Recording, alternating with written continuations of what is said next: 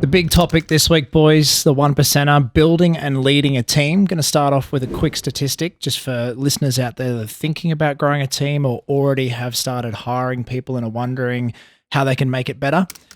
3% of businesses in Australia have 20 employees or more.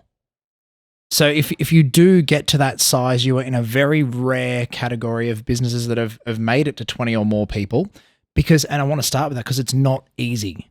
It is. I've found it definitely one of the hardest things that we've done over the last couple of years at Future Advisory is going from a team of the first 5, then to 10, then to 15, now back to 20. And then I'm looking at how to get from 20 to 30 and just thinking, geez, it's difficult. So some lessons and strategies, guys, building and leading a team. Yeah, I think this is always, we talk about it all the time because it can be a pain point. I'm surprised that it's only 3%. So well done, Nick. Because it does take a lot of resilience. But for me, it's about what are the attributes I'm looking for from the person and how do they fit into that business dynamic. And I had a really good mentor when I was 29, Andy Meikle. I always thought you could develop poor performance into good performance. And he said, no, you've got to have a high performance culture and have attributes around achieving and fit the right people into that.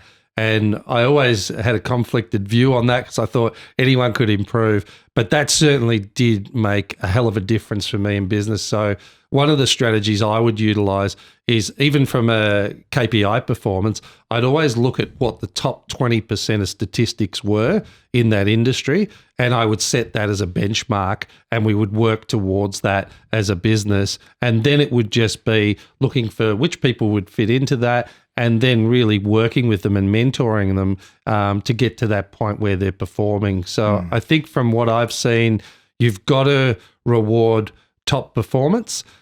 You've got to reward improvement. You always want gradual improvement, and the compounding effect, if you get people operating in that top 25%, it's really dynamic. You've got great people, interesting ideas coming to the table, and there's always going to be people within that top 25 that hit top 5% as well.